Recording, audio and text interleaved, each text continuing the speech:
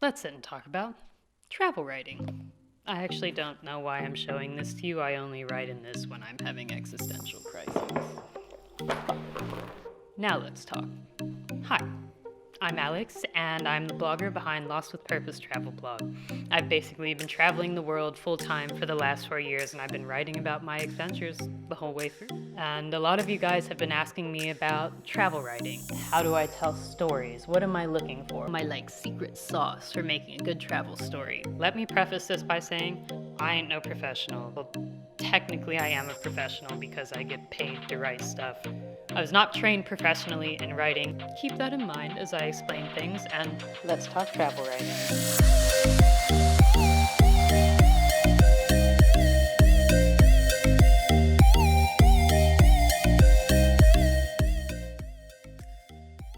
Tip number 1, ask yourself, who cares? So many people write boring stories that don't have a point. Think of it this way. If a friend came to you and they're like, hey, let me tell you a story from my vacation. There was this one day where we went to the Coliseum, and then we came back. Do you care? I wouldn't care. I don't care how good friends we are. That's still a lame-ass story. A lot of people just write stories that they're going to share with their mom or their family or their favorite uncle or whatever. The stories just have no point. It's wonderful that you went outside and had a really good day and came back, but that's not a story. It's a diary entry. Before I ever sit down and actually write a story, I always try to take a step back and think from the perspective of someone who isn't me, who wasn't there and didn't experience this thing. Is it a unique or interesting experience? Is this something that other people would actually be interested in hearing about and learning about? And I don't mean just my mom. Are there any good characters in my story? Did I meet anyone really interesting or anyone who said something particularly poignant that would be really cool to share in a story? Good characters can make for an excellent story, even in the most boring situation. Another thing that I consider more often than not is, did everything go as planned? Usually my plans don't go as planned, but those make for the best stories. If you went to the Eiffel Tower and came back, it's not really a story. But if you went to go to the Eiffel Tower, took a taxi who sneakily dropped you all the way on the other side of Paris, charged you way too much money for it, and you slowly had to find your way back to whatever arrondissement you were staying in over the span of 7 hours without enough money in the pouring rain, that's a story, I'd say. I'd read it. No matter how good your experience was, before you start writing it down, it's really important to take the step back and just ask, who cares? If I wasn't there and I don't have any context for this story, would I care?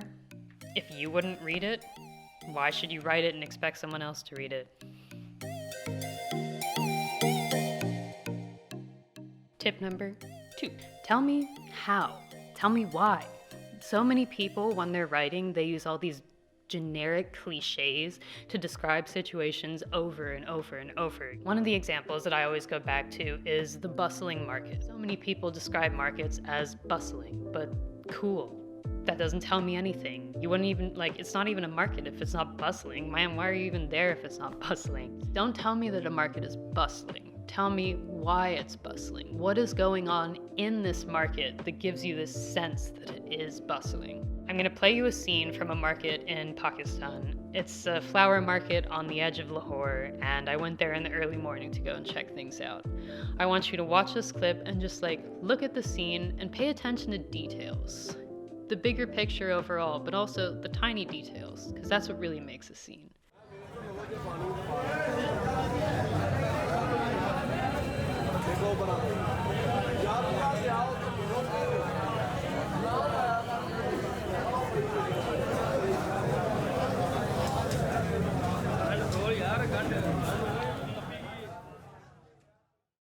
Okay, so that's your first pass at the market. Don't worry if you were like, oh my god, I didn't see anything. I'll play it again.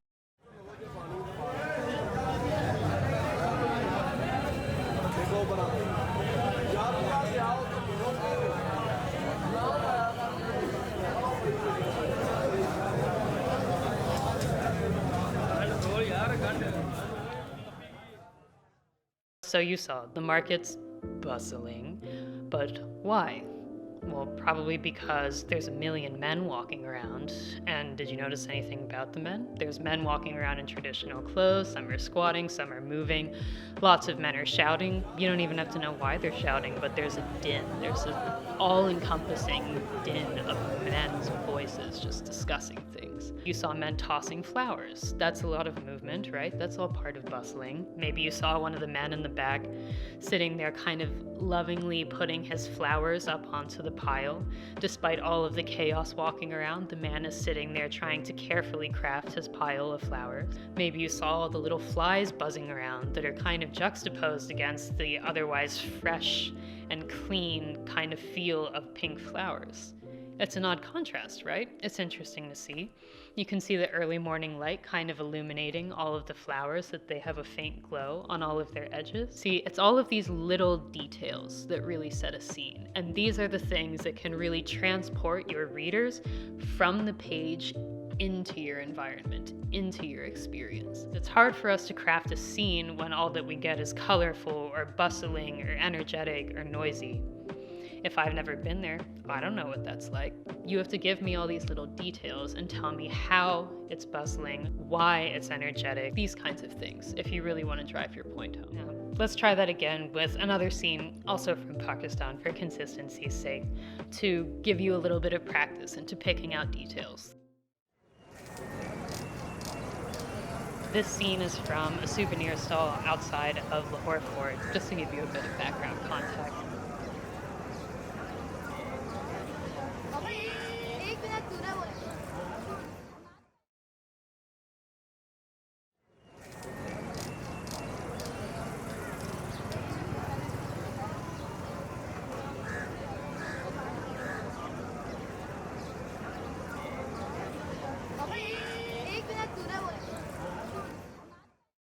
So, what did you pick out from that scene? A less experienced writer would say, oh, there are souvenir shops and so many locals walking around and browsing the local products.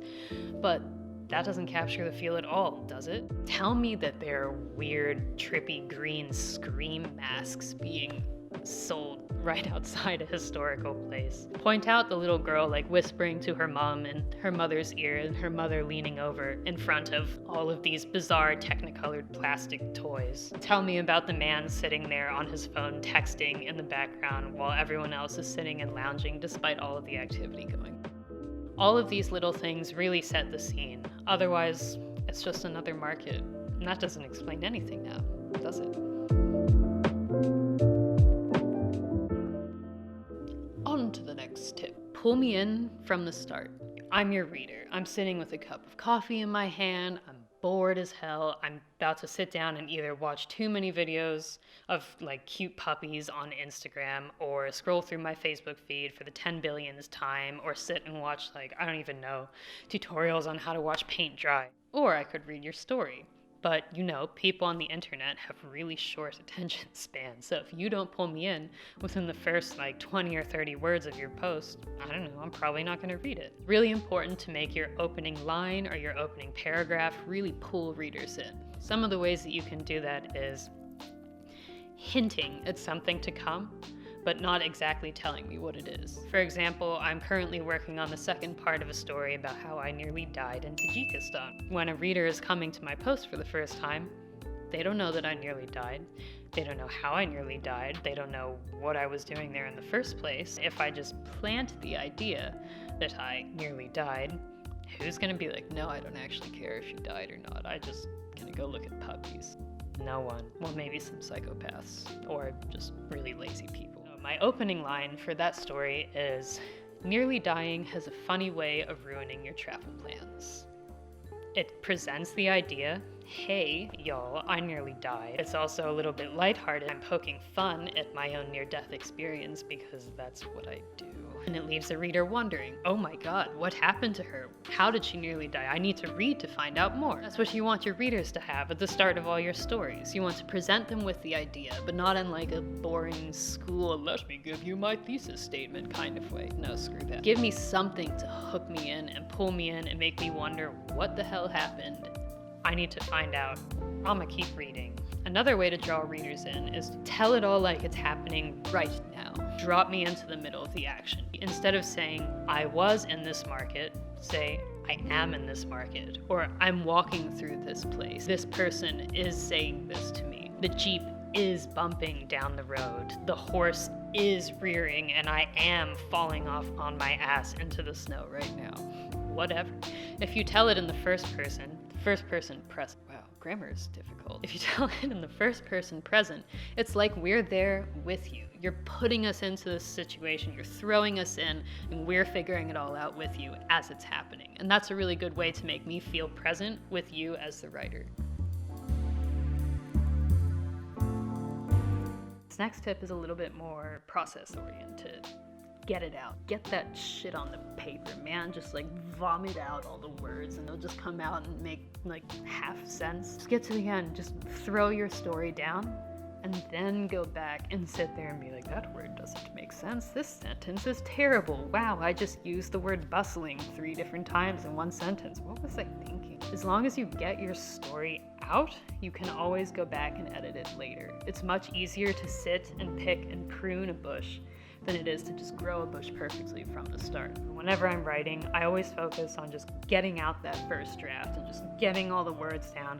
And I don't care about how many words there are, and I don't care about how I section it off, and I don't care about like spelling and precise word choices. I just need to get the idea out. You need to get the loose story structure out there and then go back and refine it later. Nobody does stuff perfectly the first time. Don't even bother trying, it's just gonna be stressful. Alright, next travel writing tip, dialogue.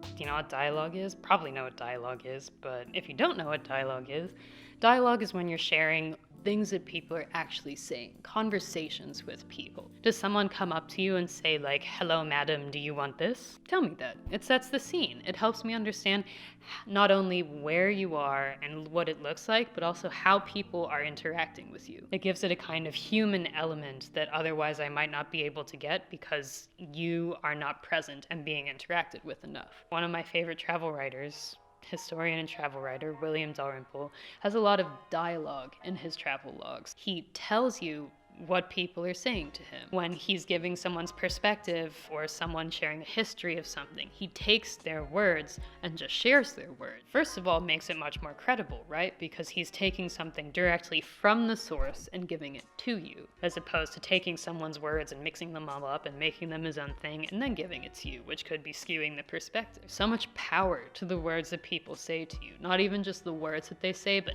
how they say them, kind of weird mannerisms, accents that people have, the way they misspeak your language, the kind of colloquialisms that people use in that country. These all give people personality, set the scene, give us tiny little insights into the culture and the people that are in this place. And so when you share conversations and quotes from people, that's a way for us to get a little bit of input from other people, not just you. No offense, but it's not all about just you, just say. To be fair, it can be difficult to remember all of this dialogue. Like, who's going to remember the entire conversation that they had with someone unless they texted? I'm not. I smoked way too much weed in my life to remember this kind of stuff. That doesn't mean you can't remember it. One of the things that I do as a person with really crap memory, I forget what I was going to say, is sometimes I'll take my phone. I have a recorder app, like Easy Voice Recorder or something generic like that. And if I'm having a really good conversation with someone, or this is an interaction that I really want to remember, I hit record. I just carry my phone around with like the little microphone-y bit, but little whole thing that I think is a microphone. I can record snippets of conversation, that way I can go back and listen to it later. If there's an interesting quote, I write it down, and if not, then I have a lot of weird staticky recordings of people talking that I'll probably never listen to again. But it's useful. Another thing that you can do is carry a little notebook around. Use it to like doodle and rip out the pages if you ever need to start a fire somewhere, I don't know. Sometimes if I have a really good conversation with someone, I'll also write down a little quote from that person. Something they said, something to trigger my memory. Maybe it's notes about the scene that I was in, 1 or 2 words from what they've said, something to help me remember it later. As long as you have that, you can always build a scene up from there, and it's also a really good way to remember little details and remember moments that might be compelling to share about later. My last tip don't be a judgmental douchebag. Nobody likes that. One of the things that you have to remember if you want to be, one, a good travel writer, and two, an ethical travel writer, is don't be judgmental. This is one I think is really important, especially with travel writing. Travel writing has a really long history of being colonial AF. Like, basically, European-ass motherfuckers. Oh, I shouldn't say that, sorry. Basically, Europeans would come from wherever country they're from, boat off to some exotic land, where they would show up and be like, wow, these people are not like us at all. Ha, the poor natives, what do they know? And they'd write all this really terrible stuff, basically comparing this new culture to their home culture, even though the contexts are totally different, the cultures are totally different, and who the hell's to say that Europe is better than everyone else anyway, aside from like universal healthcare? That's pretty cool. Don't write from the position of superiority. You are not necessarily better than someone else, though it might feel or seem to you like you might be higher or more worldly or more whatever positive stuff. That doesn't mean you are. Maybe you just have your head up your ass. Don't write condescendingly. Don't write looking down on people. So what does not judging in writing mean? For example, take the scene that I saw from the deck of a ferry going down a river in Bangladesh. Now, a lot of writers would fixate on the poverty in this scene, how the people are fixing rather primitive fishing boats, how a man is bathing in the dirty river water, the shantytown village with tin-roofed houses pressed up right against the water, the muddy conditions of the entire riverbank. But that's coming from the more colonial position of seeing only suffering or poverty in these kinds of environments. A more sensitive or cautious writer would instead try to view this without that inherently negative slant. Why not admire the golden light hitting their boats? Why not take note of the men working on their fishing nets? Point out the colorful flags fluttering in the late hour of the day. These kinds of things. You don't have to go into a situation assuming that everything is miserable or that everyone's lives are a struggle just because they're from a developing country. Try to take a step back from this colonial mindset that everything should be pitied. It's important to really stand back and be an observer. You, when you are traveling, are a guest in someone else's space. It's your responsibility as a good tourist to sit there and learn from these people. No country is perfect, but no country is totally flawed either. So yeah, those are my travel writing tips. I think I've covered most of my tips. I wrote them all down somewhere, but I don't remember where I put the list. I hope some of those were helpful, and if you didn't think they were helpful, feel free to just be like, yo Alex, your travel writing tips suck. Fair. But what's next for you? I do think that one of the most powerful things that you can do to improve your writing is to just read. Read everything. Well, not everything, because then your brain will explode. Read high quality stuff. Read as much as you possibly can from different kinds of sources. Not just blogs, not just articles you see linked on Facebook, not just like Twilight. Don't read the Twilight novels, they're not actually good. I know, I read them. Try to read as many different kinds of high quality writing as you can. It doesn't mean you have to sit and like read stuff like this all day. That'd be one of my dad's research papers. Don't. Yeah, basically read a lot from a bunch of different sources and not just blogs. I know a lot of you want to be travel bloggers, but honestly, a lot of travel bloggers really suck at writing. I don't actually follow that many travel blogs because they're really freaking bad at writing. Most blogs are not well written. They're not going to be pushing you to think on that higher level. If you want to get better at writing, read better writers. Read higher level news sources like the New York Times. I read longer thought pieces from magazines like The Atlantic. Read more books. Read books from old classic writers. Read books from new writers. I'm trying to do a thing where I don't read books by old white men, which is really hard to find actually. Dive into a bunch of different kinds of sources. I'm actually going to link to some books in the description that I highly recommend, that I personally love, that I think improve the way I think about writing and the way I want to tell stories. Yeah, you basically just need to read lots. I know that's really eloquent from the writer, but really, read lots. But in the end, what it comes down to is practice. The 10,000 hour theory, that shit's real. If you want to get better at writing, just keep on writing. You're gonna be bad the first few times or the first million times. I still go back and read stuff that I've written and it's like, ugh, I wrote that. It's a constant growth process. You just have to keep on doing it and keep on writing and keep on reviewing, give it to your friends, post it on the internet, see if people respond, and just with time and practice, you'll get there. I hope these travel writing tips were helpful for you. If there's anything you want me to explain further, let me know in the comments. Feel free to link me to stuff that you've written. I don't know, man, it's a free internet. You do you. Thanks, and maybe see you on the road, pen in hand, right?